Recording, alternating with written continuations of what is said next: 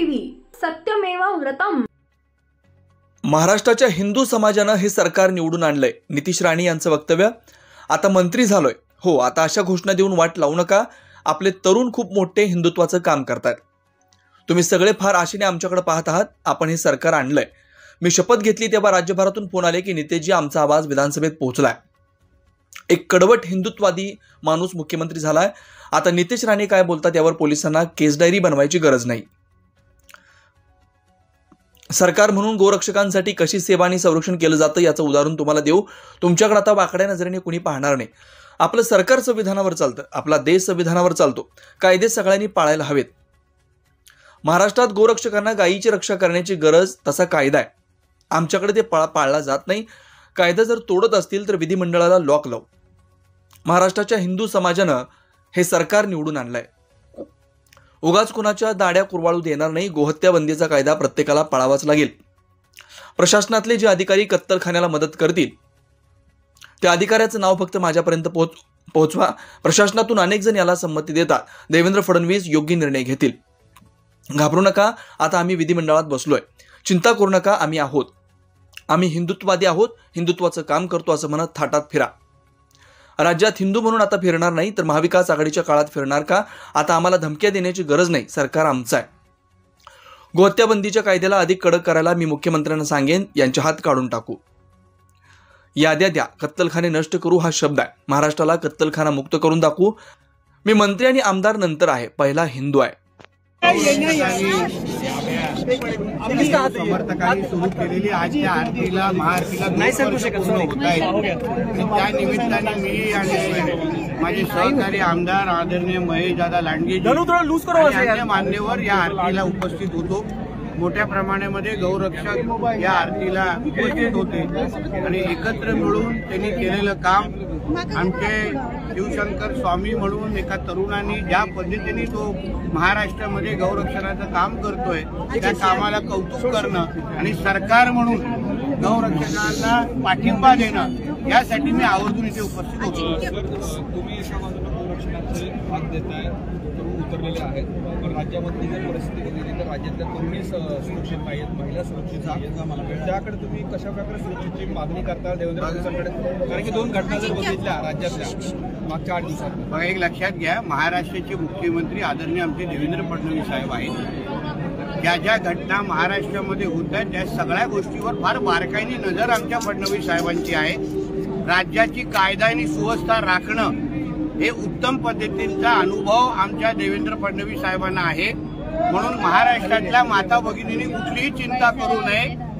त्यांचा हक्काचा देवा भाऊ आज महाराष्ट्राचा मुख्यमंत्री आहे, त्यांच्या हक्काचं सरकार आहे। म्हणून कुठलाही त्रास आणि सगळ्या पद्धतीचं संरक्षण आणि जे कोण आमच्या माता भगिनींकडे वाकड्या नजरेने पाहतील त्यांना जसाच तसंच किंवा कायद्याच्या चौकटीत राहून त्यांना कडक शिक्षा आणि शासन दिले जाईल एवढा विश्वास राज्याच्या माता भगिनींना मी देतो। हिंदी में बताइए।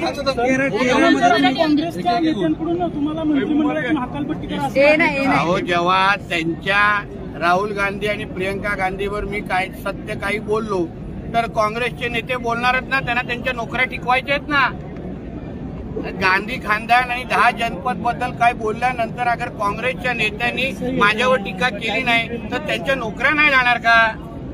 पण मी जी भूमिका मांडली त्याची वस्तुस्थिती त्यांनी कधी समजून घेतली आहे का? मुस्लिम लीगचा हस्तक्षेप राहुल गांधीच्या निवडणुकीमध्ये किती होता, प्रियंका गांधींच्या पोटनिवडणुकीमध्ये किती होता याची माहिती काँग्रेसच्या नेत्यांनी जे माझ्यावर टीका करतात त्यांनी महाराष्ट्र देशाला द्यावं ना। ऑल इंडिया मुस्लिम लीग यांनी देशाच्या फाळणीमध्ये आणि या सगळ्या गोष्टीमध्ये फार मोठा सहभाग होता। ते अगर राहुल गांधी आणि प्रियंका गांधीच्या निवडणुकीमध्ये अगर सक्रिय सहभाग घेत असतील, त्यांच्या रोड शो मध्ये काँग्रेसच्या झेंड्यापेक्षा मुस्लिम लीगचे झेंडे जास्त दिसत असतील, मग त्याच्यावर देशाचा नागरिक म्हणून म्हणायचं नाही। केरला आमचा आहे, आमच्या देशाचा एक भाग आहे आणि आमच्या देशामध्ये राहून अगर कोणी पाकिस्तानचे गोडवे घात असतील, पाकिस्तानची मदत करत असेल तर त्यावर बोलणं भारतीय म्हणून माझं परम कर्तव्य म्हणून ते बोललेलो आहे. सर, भाषणातून तुम्ही अनेकदा उल्लेख केला की आता तुमचं सरकार आहे, फडणवीसांचं सरकार आहे, हिंदू सरकार, नेमका नितेश राणेंचा हा इशारा कुणाला होता? आमचं राज्य हे हिंदुत्व विचाराचं सरकार आहे. राज्यामध्ये गोहत्या बंदी कायदा 2014 ते 19 पासून लागू झालेला आहे आणि GR निघालेला आहे. तो कायदा कोण तोडत असेल तर त्याच्यावर कडक शासन होणार. ह्या निमित्ताने मी काही गोष्टीची आठवण करून दिली. शेवटी राज्यामध्ये कोणालाही कायदा तोडण्याचा अधिकार नाही. कत्तलखाने कोणाच्या जोरावर चालताय? जेव्हा गो हत्या बंदी कायदा राज्यामध्ये आहे तर मग कशाला चालू आहे? मग अशा पद्धतीच्या बेकायदेशीर गोष्टी अगर आमच्या राज्यामध्ये होत असतील तर त्यांना परत परत आठवण करून देण्याची गरज आहे की हे भगवादारांचं सरकार आहे आणि हिंदुत्वादी विचाराचं सरकार आहे. तुम्ही आज पुण्यात याच्यावरून पण सरकारवर आता टीका केली जाते, अजून कारवाई कुठली होत नाहीये. हे तुम्हाला असं वाटतं की कारवाई होत नाहीये. रोज ज्या पद्धतीने कारवाई सुरू आहे त्यांच्या प्रॉपर्ट्या जप्त केल्या जात आहेत. सगळ्या पोलीस खातं व्यवस्थित पद्धतीने काम करत आहे. आमचे देवेंद्र फडणवीस साहेब प्रत्येक गोष्टीवर बारकाईने लक्ष ठेवून आहेत. म्हणून ज्या पद्धतीने कारवाई अपेक्षित आहे तर योग्य पद्धतीने कारवाई होणार. फडणवीस साहेबांनी, मुख्यमंत्री साहेबांनी पहिल्या दिवसापासून सांगितलेलं आहे कोणालाही सोडलं जाणार नाही. तो कोणी असेल, कोणाच्या जवळ असेल तर त्याचा विषय राहतो काय? तुम्ही थोडं थांबा. तुम्हाला जेव्हा ब्रेकिंग न्यूज पाहिजे तेव्हा ब्रेकिंग न्यूज मिळत नाही. हो थांबा, एक मिनिट संपून दे. तुम्हाला जेव्हा ब्रेकिंग न्यूज पाहिजे तेव्हा ब्रेकिंग न्यूज भेटत नाही. काही गोष्टी कायद्याच्या चौकटीत राहून व्यवस्थित पद्धतीने करायला लागतो. म्हणून ह्या गोष्टी आमच्या मुख्यमंत्री साहेबांवर सोडा. योग्य पद्धतीने शासन होणार. देशमुखांच्या परिवारांशी तुमचं काही बोलणं झालंय का? कारण तुम्ही राज्यभरात मंदिरामध्ये फिरता. आमचे सरकारच त्यांच्या संपर्कात आहे. आमचं सरकार त्यांच्या संपर्कात आहे. आमचं सरकार त्यांना पूर्ण मदत करत आहे. मी सरकारचा मंत्री म्हणून माझ्या सरकार जर त्यांच्याशी बोलत असेल तर मी वेगळं वैयक्तिक काय बोलू? आम्ही त्यांच्या संपर्कात आहोत, त्यांचा आधार देतोय. देशमुखाला न्याय देण्याचं काम आमचं सरकार करतोय. विषय संपला. मुंडव्यात एक पब आहे.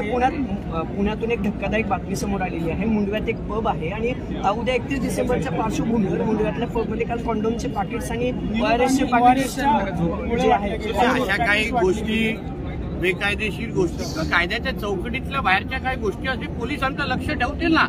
ग्राहक आता सतर्क आहे. 31 डिसेंबरचा काळ आहे. जे काही नियम कायद्याच्या अनुसार ज्या काही गोष्टी नियम घालून दिलेले आहेत प्रत्येकाने ते पाळावे. जे कायदा तोडतील त्यांना शिक्षा होईल. मात्र तुमचे वडीलही काँग्रेसमध्येच होते. मी पण काँग्रेसमध्येच होतो. मी पण आमदारच होतो. म्हणजे काय राहुल गांधीच्या बद्दल सत्य सांगायचं नाही असं कुठे लिहिलेलं आहे का?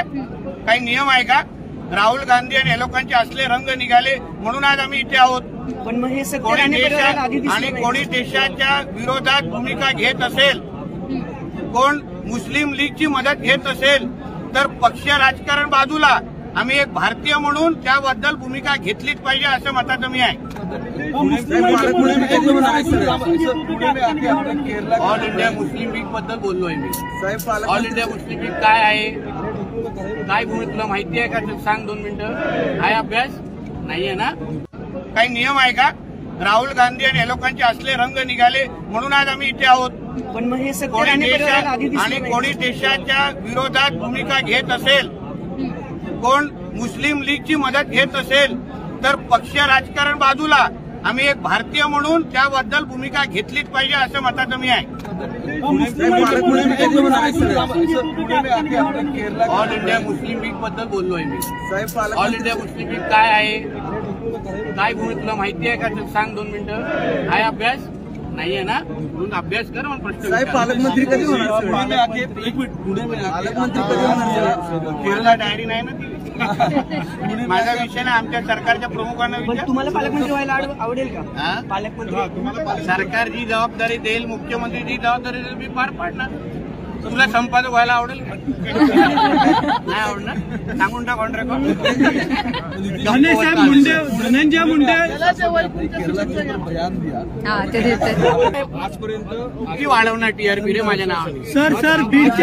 आजपर्यंत भाजपच्या नेतृत्वाने ज्यांच्यावर आरोप झाले त्यांना पदापासून बाजूला केलं. भाजप नेतृत्वाने आजपर्यंत ज्या ज्या मंत्र्यांवर आरोप झाले त्यांना बाजूला केलं. तर आज धनंजय मुंडेंवर आरोप होत आहेत. पण महायुतीचा घटक म्हणून लक्षात घ्या, तो आमच्या सरकारचे प्रमुख आणि त्या सगळ्या बाबतीमध्ये निर्णय घेतील. चला, धन्यवाद. जय श्रीराम.